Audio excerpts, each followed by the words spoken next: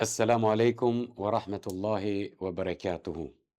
Shikues të nderuar, fryma e Ramazanit është një frymë e veçantë për besimtarin musliman. Përveç në trojet etnike në cilat ne jetojmë, në vendlindjet tona, kjo frymë ndihet gjithandej botës ku jetojnë shqiptarët. Fryma e Ramazanit normal se ndihet edhe në komunitetin musliman shqiptar në Zvicër. Për të diskutuar për mënyrën e përjetimit të Ramazanit në Zvicër, ne kemi kënaqësinë që për së dyti herë musafir në emisionin ton ta kemi hoxhën e nderuar Nehat Efendi Ismailit, të cilit sërish i dëshirojmë mirëseardhje në studion ton. Hoxhë nderuar, mirë se na erdhët. Është kënaqësi që sërish takohemi këtu. Gjithashtu famuar. Duke marrë parasysh se po jetojmë ditët e muajit të shenjtë të Ramazanit, s'do men se ndërveprimi ndërmjet muslimanëve në këtë muaj duhet të jetë më i theksuar. Nuk mund ta përmbyllim këtë cikël të emisioneve të Ramazanit në emisionin Argumenti Islam pa e përcjell edhe mesazhin ton para vëllezërve tonë në Mërgat, po edhe pa i observuar përjetimet e tyre të Ramazanit para shikuesve tonë këtu. Si përjetohet Ramazani në Zvicër, hoxhë i nderuar? Faleminderit për pjesën një herë, ju përgëzoj për emisionin. Natyrisht Ramazani si muaj i shenjtë dhe shumë i veçantë për komunitetin musliman, gjithandej në përballë po dhe për komunitetin shqiptar musliman në Zvicër përjetohet më ndryshe.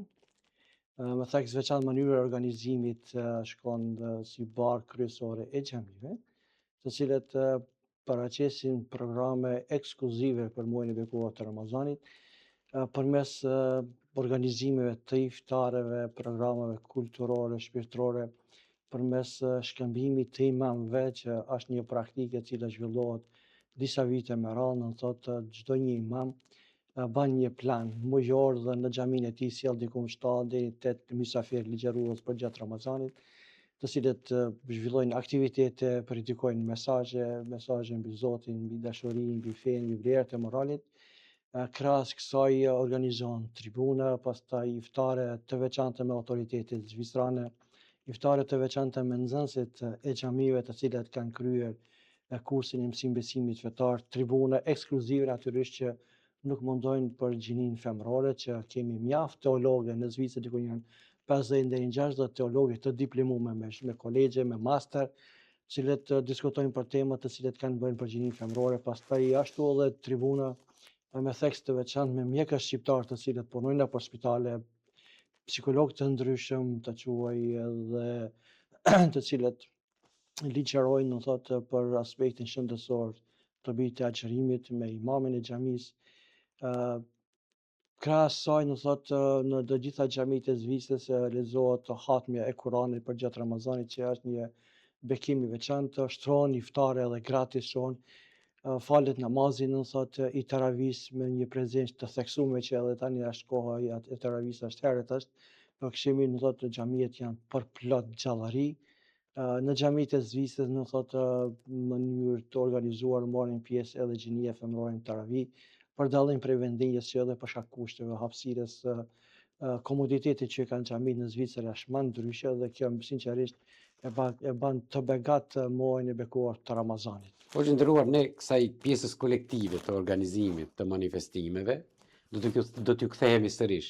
Mirë, po ajo që më intereson mua, duke marrë parasysh se sistemi i jetës është krejt ndryshe nga ne. Ndoshta atje komuniteti musliman në përgjithësi, po edhe ai shqiptar në veçantë janë minoritet. Dhe mënyra e organizimit të jetës e vështirëson përjetimin e Ramazanit ashtu siç do të dëshironte një familje muslimane. Një fokus të veçantë, sigurisht se ju i njihni rrethana duke marrë parasysh edhe ndërveprimin tuaj me pjesëtarët e xhamisë, cilët e ndjekin predikimet e juaja në xhaminë të cilën ju ligjëroni, si e përjeton një familje muslimane shqiptare Ramazanin? Përjetoj me shumë kënaqësi dhe në mënyrë të organizuar, nuk ka tabu agjërimi, edhe agjërimi nuk shihet si handicap dhe si barrierë për mos pasjen e aktiviteteve fizike ditore, do thotë nuk është barrierë, sikurse është mëtuar, është propaganduar edhe se agjërimi dëmton aktivitetin fizik, redukton fuqinë punëtorit, s'ka lidhje kjo absolut. Në Zvicër nuk ka handicap. Zaten edhe psikologjikisht është dëshmuar e kundërta. Është agje dhe fëmijët agjerojnë, edhe fëmijët besoni që fëmijët e cilët kanë aftësi agjerojnë, edhe ne i përgatisim edhe fëmijët agjerojnë, edhe kjo nuk paraqet problem as për shkollat, as nuk paraqet problem për shoqërinë, autoritetet zvicrane kanë mirë kuptim për diversitetin kulturor, kanë krijuar mundësitë. Agjerimi tash edhe gjatë sinorit të dinit është më i lehtë është. Ambiente veçantë i theksohet dekorimit të shtëpive, do të ka ambiente familjarë të cilet e përgatisin këndën e shtëpisë fa namazin me ato dekoracionet islame, me drita të ndryshme, me ngrajnë e syfirit, ushqime tradicionale, sepse edhe ushqimi e ban të vetën. Mënyra e organizimit të syfirit është shumë më rëndësishme. Ne na kujtohen nana tonë më herët kur kemi qenë këtu se si janë ngritur në syfir, ato pitet, ajo aroma e syfirit e ka bërë të veçantë. Edhe njerëzit më thonë të hajnë syfirin, pastaj mas ndarjes së syfirit shkojnë falë namazin e sabat, për aty shkojnë punë. Kështu që besoni që ka një jehon jashtëzakonisht të shkëlqyeshme. Unë këtë ambient të organizimit të Ramazanit e kam përjetuar në Maqedoni kur kam qenë si medresant. Vitet 90-ta kemi shku, kemi marrë iftar janë të tove, janë gostivare, janë prizreni në përvendje ndryshme. Sot ajo praktika është në Zvicër. Sot imamat e Zvicrës sot një muaj ditë i kije duke lëviz nëpër xhamia, duke shkëmby. Edhe ideja është që ato thotë përcjellin mesazhin kryesor që në shtëpi të krijohet ambient festiv i muajit të bekuar të Ramazanit. Asaj me prindërit e tyre, që me të vërtet ka një ambient shumë dhe klim pozitiv. Domethënë për dalim nga e kaluara, nga gjeneratat e mëhershme, cilat më vështire kanë përjetuar Ramazanin, sot përderisa ata jetojnë një familje e tërë. Po. Sigurisht se edhe ajo ndjesia e organizimit të jetës së tyre në Ramazan është pak më e ndjerë, është pak më e theksuar. Duke përfshirë këtu sigurisht edhe vizitat ndërfamiljare të cilat bëhen ndërmiqësore, ndërvllazërore. Zakonisht vizitat i shkollin në xhami, do të vizitat sepse është problem për vizitat gjatë Ramazanit, po zakonisht për iftarit organizojnë. Çdo xhami ka kapacitet, ka kuzhinën e saj, përgatitën dhe porositë e iftarit, ose bëhet pagesa e iftarëve, kështu që me të vërtet shtrohen iftare gratis shumë për donatorëve, për miqve, për atyre familjarëve, edhe bëjnë të begat muajin e bekuar të Ramazanit. Është një muaj me të vërtet është kënaqësi. Sigurisht se edhe format e informimit sot janë më të lehta. Mediat nëpërmjet të cilave ata marrin sa më shumë informacion, dhe nëse në të kaluarën ka funksionuar një televizion shtetëror në gjuhën shqipe i cili ka transmetuar program 2 orë, sot ajo barierë nuk ekziston. Përveç mediave vizuale të cilat funksionojnë janë edhe rrjetet sociale, po edhe komunikimi me familjen sot është shumë më i lehtë dhe sigurisht se kjo ndjesi bartet thuaja se pa bariera, pa pengesa, përveç se ndoshta nuk janë në prani fizike me njëri tjetrin, por sot prania është shumë familje sjellin prindërit e tyre sjellin gjatë Ramazanit, sepse ka xhamitë e Zvicrës kanë komoditet, kanë hapësira të mjaftueshme kanë për me fal namazin e taravihit dhe gratë. Në për tribunën morën pjesë, hatmet të cilën lexojnë gratë, fëmijët që kanë çdo xhami ka këndën e lojrave për fëmijë, kështu që një familje komod vjen në xhami e fal namazin e taravihit komplet familja, burra, gra dhe fëmijët kanë këndën e tyre të veçantë ku luajnë gratë, kanë këndën pjesën hapësirën e veçantë ku fal namazin e taravihit, pas taravihit pastaj organizohen ambëlsira ndryshme, pije, biseda, shkëmbimi informacione dhe njoftimi i tyre ndërsjellët mes vetit, sepse ne jetojmë parandim, edhe është një sfidë në të përruajtjen e gjenezës tonë dhe kombëtare, por komunikimit e ndërsjellta të grave pastaj do njoftohen dikush djalin, dikush vajzën edhe lidhen nga këto kontakte lidhen në martesat me synim që truhet në thotë edhe gjeneza jonë. Po që ndëruar më interesuar në një fakt tjetër. Sa kjo ndjesi e muslimanëve përcillet edhe tek të tjerët të cilët ndoshta nuk i përkasin këtij komuniteti. Sa ka mirë kuptim për muslimanët në muajin e Ramazanit. Padyshim që kanë autoritetet zvicrane që do të organizojnë edhe sigurinë, do të thotë patrollat e policisë për xhamive, krijojnë hapësira dhe mundësi për parkimin e veturave, dinë që është muaj i shenjtë, që mësohet në përshkolla, predikohet në përshkolla, pastaj komuniteti shqiptar musliman fton zakonisht në iftarët e tyre, ka një iftar të veçantë për autoritetet zvicrane të niveleve më të larta. Do të vjetë në vitin e kaluar ne kemi pas një bashkëpunim me lidhjen e muslimanëve të kantonit Targavus, të gjitha komunitetet muslimane. Në Arbor kemi pas një iftar që autoritetet më të larta zvicrane të qytetit, të nivelit konfederatës së Zvicrës, deputet kanë marrë pjesë. Unë dëshiroj të theksoj edhe para audiencës suaj të nderuar, me rastin 900 vjetorit të festimit të themelimit të qytetit të Arburgut, 900 vjetorin të themelimit të qytetit të Arburgut, do të 900 vjetor është marrë si bazë kur ky qytet është përmend në dokumente zyrtare, arkivore, do shta ka mund më them edhe më herët, në atë program, në thot, ceremonial të hapjes zyrtare, unë kam marrë pjesë si imam shqiptar, kam bërë një predikim, kam lexuar Kur'an dhe është hap manifestimi që nivelet më të larta të autoriteteve politike, të jetës kulturore kanë marrë pjesë. Domethënë nuk ka Nuk ka paragjykime, nuk ka absolut, doza nuk të ka mospranimit. Absolut. Për dallim nga këtu rajonet tona se jemi mësuar Jo, të nuk ka jetojmë paragjykime, për me këtë një arsye rreth paralele. shumë monstruoz. Zvicra ka kriju hapësirë si një shtet me një politikë të rafinuar, do të ka krijuar hapësirë që njerëzit të ofshin besimin lirshëm, por kuptohet duhet të respektojnë ligjet dhe normat, mos bëjnë zhurmë kur dalin jashtë, mos pengojnë fëqinj, mos ta pengojnë qarkullimin e lirë, dhe përderisa i respektojnë këto norma, nuk paraqet kur fare probleme. Gjë që kjo nuk duhet të kërkohet nga ta, sepse vetë ne si muslimane kemi për obligim që ne nëse jetojmë fen tonë, s'kemi nevojë që ta pengojmë tjetrin, që ta jetojë jetën e vet ashtu siç Po ai dim kanë jam të kalu dëshiron. kufin, dim të kalu kufin të një. Nëse kjo është pjesë e karakterit tonë, që ndonjëherë duke dashur të theksohemi tepër e bëjmë dëm edhe vetes, por edhe asaj në të cilën ne thirremi. Sigurisht se muaji i Ramazanit është muaji i solidaritetit. Është muaji i ofrimit të dorës së ndihmës së atyre të cilët ndoshta nuk i kanë kushtet për ta jetuar Ramazanin, po jo vetëm Ramazanin, por edhe jetën e tyre ashtu siç ata do të dëshirojnë. Përmbyllja e Ramazanit bëhet me dhënien e sadakatul fitrit.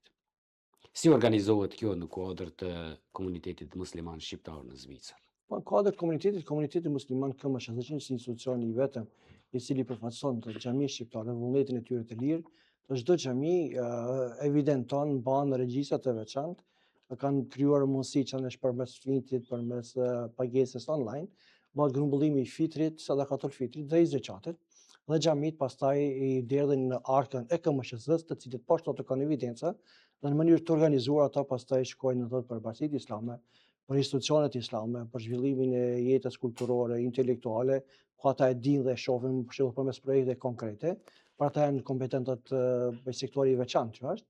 Kjo është mënyra sepse në Zvicër realisht nuk ka njerëz të cilët meritojnë të jepin sadakatul fitri, dhe kjo fetarisht lejohet që të bëhet edhe transferimi i sadakatul fitrit dhe zeqatit në vendinjë dhe po në vendet ku ka nevojë. Kjo shkon në mënyrë të organizuar përmes evidencave, përmes dokumentacionit të rregullt, dhe jo zakonisht grumbullohet për shembull 2-3 ditë para festës së Fitr Bajramit apo rastin e Kurbanit Kurban Bajramit. Domethënë përgjithësi këto mjete destinohen për vendlindjen më shumë, e sidomos për institucionet edukative arsimore, të cilat këtu fatkeqësisht, domethënë këtu në trojet tona ku ne jetojmë nuk kanë mbështetje institucionale, po mbështeten nga vetë muslimanat, sepse janë të themeluara nga bashkësitë, nga bashkësia fetare islame, dhe është barë e vetë imperativ që komunitetit. duhet të mbahen, të zhvillohen, të përkrahen këto institucione, sepse nuk kanë qëndër burimi financimi për pas vullnetit të lirë të njerëzve, dhe ne jemi fatmirësisht dhe duhet të qenë mirënjohës si një produkt i këtyre shkollave. Gjithë imamat e Zvicrës pa përjashtim janë kuadrat të medresisë Sabeu dhe medresisë Alaudin, dhe ne jemi mirënjohës ndaj prindërve, vëllezërve tonë të cilët kanë dhënë zeqatin e tyre, kontributet për medresen dhe kanë dalë këto gjenerata të cilat sot udhëheqin xhamit më të rëndësishme të Zvicrës, dhe ne këtë borxh që kemi emanet, do të edhe fetar, po edhe kombëtar që duhet të ketë institucion dhe këto shkolla duhet të mbështesin fuqishëm pa rezervë dhe pa hezitim. A ka mekanizma mbrojtës komuniteti musliman shqiptar në Zvicër për parandalimin e keqpërdorimit, për arsye se shohim se sot në emër të fondacioneve dhe shoqatave të ndryshme bëhet grumbullimi i sadakatul fitrit, pa e ditur se mënyra institucionale është ajo e duhura, dhe ndoshta një pjesë e komunitetit musliman mund të bjerë prej këtyre keqpërdoruesve. Ka raste të tilla kur individ, për shembull, individuale shkon, mund shkojnë për fondacione ndryshme, por zakonisht xhamin në dhëtë ndjekin vijën zyrtare. Dhe kjo është rregulluar në harmoni me rregulloren e statusin e KMSH-s, që xhamin në dhëtë në kuvendet të cilit kanë qenë janë marrë vesh. Kuvendi është organi më i lartë legjislativ dhe kryesia e KMSH-s, si organi ekzekutiv, duhet të zbatojë vendimet e kuvendit. Dhe vendimi i kuvendit është që të gjitha fondet të cilat janë në vullnetare, në në kuadër të që sadaka të fitës zeqat, të drejt në KMSZ dhe KMSZ-ja përcakton pastaj politikat e saj të shpërndarjes dhe menaxhimit të fondeve, varësisht të nevojave dhe prioritetet të cilat kanë me Bashkinë Islame të vendinjës. A i se soj në rastin individuale ka pa janë nuk paraqet probleme dhe peshë. Po që nderuar, fundi i Ramazanit e dim se përmbyllet me festimin e Fitr Bajramit. Edhe kjo është një ndjesi e veçantë.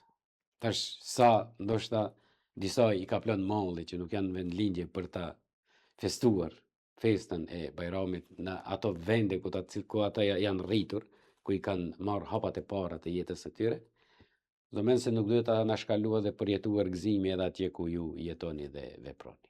Si është ndjesia e pritjes së Bajramit dhe manifestimit të tij në vendin ku ju veproni? Aspekti teknik dhe aspekti shpirtëror ka dallimshëm. Aspekti teknik çdo që shkon në mënyrë të perfekte. Zakonisht Bajramet organizohen nëpër salla. Falja e namazit të Bajrameve. E namazit të Fitrit ku Bajrami shkon nëpër salla ku grumbullon 3000, 4000, 5000 veta që mund të falen, sepse në Bajram marrin pjesë ata të cilat kanë agjëruar Ramazanin, po s'kan mund me fal namazin e Taravis për arsye të caktuar kujt dishvar, ose ata që s'kan agjëruar po thjesht e ndihin si pjesë e kulturës, e traditës, e besimit me fëmijët e tyre, me veshje solemne, është interesant ambienti i cili krijohet. Shpërndan dhurata në thot xhamit shqiptare në Zvicër me rastin e Fitr Bajramit dhe Kurban Bajramit, një traditë e cila ka qenë në vendinje që fëmijët kur kanë qenë këto feste kanë dalë nëpër rrugë, nëpër shtëpi, nëpër sokake kanë shku, kanë bëu Bajramin, kanë dhënë bombona, sheqer dhe fare. Kjo në Zvicër nuk mund të realizohet. Por ajo që realizohet në mënyrë të organizuar, xhamit përgatisin paketat e Bajramit për fëmijët dhe krejt ata fëmijë të cilët marrin pjesë në Fitr Bajram, Kurban Bajram, ju jepet ka një paketë, ju jepet ka një mesazh, ju jepet një fletore dhe kanë si kujtim, besoj që një fëmijë i cili ka marrë paketë do ta marrë mend tan jetën, sepse në këtë mënyrë dëshirojmë që të fusim gëzimin në shpirtat e fëmijëve. Vinë thotë edhe fëmijët vegjël vinë falin namazin e Bajramit me veshje solemne, me tura të mira. Haj sillen Bajrami dhe këtu fillon, edhe mbaron pastaj. A ka shkëmbime të viziteve, ka ato të cilat janë me familje, por zakonisht shqiptarët janë shpërndarë nëpër shumë qytete. Fati i mirë i atyre që kanë familje të afërt. Natyrisht ne që kemi familje shumica në vendin janë ndihmë mungesën.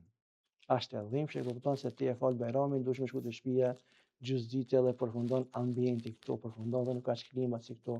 Shkëmbimi i viziteve 2 ditë, 3 ditë sikur se shkon, natyrisht që kjo aq e mungon. Dhe pastaj rutina e përditshme ajo që flasësh për jetën fetare në vendin ku jetoni, dhe me thonë ka edhe shumë çështje tjera për të folur. Mirë po, unë dua të fokusohem edhe te një çështje. O që nderuar, Ramazani është muaji i dijes. Dhe edukimi i muslimanit në këtë muaj është prioritet. Sa arrihet të jepet kontributi që një Ramazan të ndikoj në ndryshimin e personalitetit të një njeriu, përshëmbarje kemi fjalën. Që kur del, ne folëm veç më edhe për manifestimin e festës së Bajramit, mirë po Islami nuk përfundon me Bajram. Të qenit musliman e një individi nuk përfundon me Bajram. Cili është ai kontributi që ju si imam e jepni atje, që vërtet një Ramazan të jetë një pikë kthese e një individi përshëmbari në rrugën e drejtë. Natyrisht ligjëratat e bojnë të veten. Shkëmbimi midis imamëve është pozitiv shumë. Kontaktet, sepse një imam i cili jeton dhe vepron në Zvicër, është 24 orë online, ka qasje direkte me masat e gjëra me xhamatin, bashkë vepron pas namazit ulet dhe bisedon. Krahas shërbimeve fetare, do të imamat kanë edhe rolin e konsulentëve. Do të përqeshje të ndryshme të familjeve, problemet e tyre që kanë. Imami do të ka të drejtë edhe ligjërisht në Zvicër të ndërmjetësojë rastin e shkullëzimeve, rastin e mosmarrëveshjeve familjare. Pastaj imamat e Zvicrës krahas saj në thotë edhe jashtë dimensionit të xhamisë, jashtë dimensionit të Ramazanit, kanë treguar përmes ligjëratave, simpoziumeve, seminareve që mund të vrejë statistikisht shifrat për shembull që ka një përmirësim të dukshëm të ngritjes së vetdijes edhe të eliminimit të sjelljeve devijante në shoqëri. Me vetë faktin që shqiptarët tani më nuk janë nëpër kronikat e zeza të medjave, mund të themi që xhamitë kanë luajtur një rol të rëndësishëm në Zvicër. xhamit, falë kanë luajtur një rol të rëndësishëm në xhami, sepse edhe tema kryesore kanë qenë edhe këto, për shembull sjellje delinkuente, sjellje devijante, problemet e ndryshme që tangojnë të rit, të rejet, martesa, shkruazimi. E imami në thotë e ka si preokupim edhe si brengë edhe besojmë që deri dikun ja kanë arritur. Por Ramazani është si muaj i veçantë edhe profeti, nga tradita e profetit i kuptojmë që ai ka qenë i devotshëm tanë vitin, por më i devotshëm ka qenë, më aktiv ka qenë gjatë Ramazanit. Dhe kjo që në Ramazan ne e shohim vetë e përjetojmë ashtohet një dozë e besimit, e imanit, e dashurisë për Zotin, njeriu bëhet edhe më i devotshëm. Përderisa në aspektin Po. kuptimor në Ramazan lidhet edhe djalli, normal se është një mundësi e mirë që muslimani në Ramazan apo prej Ramazanit të del më i dhanë në aspektin e zbatimit të jetës së tij mbi bazën e kërkesave Kjo fetare. tash edhe kjo varet edhe prej imamit, repertoarit të imamit i cili përgatit ligjëratat e Ramazanit, çdo imam. Po flas si veprojnë, unë si veproj edhe shumë shokë, edhe para me kanë vepru, thotë për një muaj Ramazan përgatitet repertoari i ligjëratave dhe ju dërgohet për shembull i ligjëratave dhe aktivitete për gjatë Ramazanit. Dhe gjithë anëtarëve të xhamisë përmes një shkresë zyrtare dhe një emaili zyrtar u dërgohet informacioni se ditën e parë cila është tema, ditën e dytë si quhet tema, ditën e tretë kush ka musafir, ditën e katërt çfarë aktiviteti kemi, iftari me tretë, iftar me nxënësit, iftar për gratë, tribunë për meshkuj, tribunë e përgjithshme, delegacionet e ndryshme dhe xhamatat e pranojnë dhe kanë në thotë qartë, në thotë se për çka dhe natyrisht që pjesë e këtyre debateve janë tema sociale që i kushtojnë edhe trive, gjinisë femërore, janë që pastaj gjatë vitit imamat do zhvillojnë në thotë edhe tema nga më ndryshme, sidomos diskutimet me krerët, me mjekët, me psikiatrët, psikologët, sepse imamat ftohen të ligjërojnë nëpër burgje në Zvicër, imamat ftohen të ligjërojnë si konsulent edhe shpirtëror nëpër spitale, nëpër shkolla në thotë dhe roli i imamit në diasporë, veçanërisht në Zvicër, tek autoritetet zvicrane do të vigjilohen shumë lart, sepse është një person i cili orienton masat e gjera. Qëlloj imami mirë i drejton për mirë, po me bo me qëllu imami dallash, i men çau.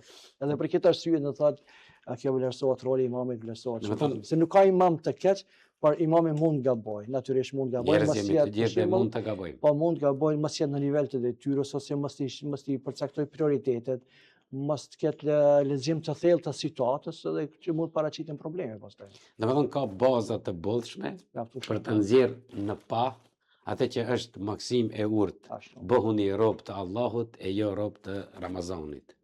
Po. O që ndërduar dal nga dal kështu ne arritëm edhe në fund edhe të kësaj interviste. Nëse ju keni ndonjë mesazh për ta dhënë për fund për shikuesit.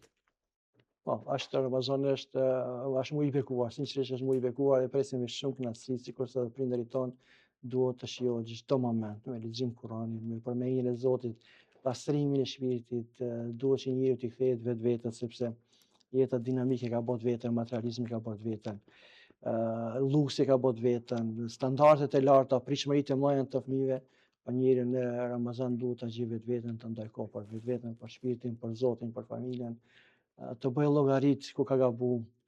Është koha më e çmueshme si dhuratë e cila çdo një besimtar musliman e që duhet ta shfrytëzojë për të mirë. Për humanizëm, për falje, për mirëkuptim edhe pashtimin e devotshmërisë. O që nderuar, përzemërsisht ju falenderoj Zoti ju rrit. Shoqërimin tonë sot këtu në studion e emisionit Argumenti Islam në kuadër të portalit Fakti Ditor. Allahu i shpërblet për kohën që e ndatë. Gjithashtu, Zoti ju rrit. Kurse shikues të nderuar, nuk di ta përfundoj këtë emision të sonte më mirë se me atë pjesë, një frazë të hoxhës i cili e tha se në Ramazan muslimani duhet ta gjejë vetveten. Ne shpresojmë që gjatë këtyre ditëve të agjerimit ta gjejmë vetveten tonë, të kthehemi te ajo që e kërkon Allahu nga ne, duke e lutur të Madhërismin që të na i pranon ditët e kaluara të agjerimit edhe ditën e sotme dhe ditët e ngelura të na mundësoj me lehtësi më të madhe të agjerojmë ashtu siç ai dëshiron, në mënyrë që mundi jonë të mos na shkojë huq. Unë ju falenderoj për vëmendjen me të cilët na ndoqët deri në emisionin e radhës. Assalamu alaikum wa rahmatullahi wa barakatuh.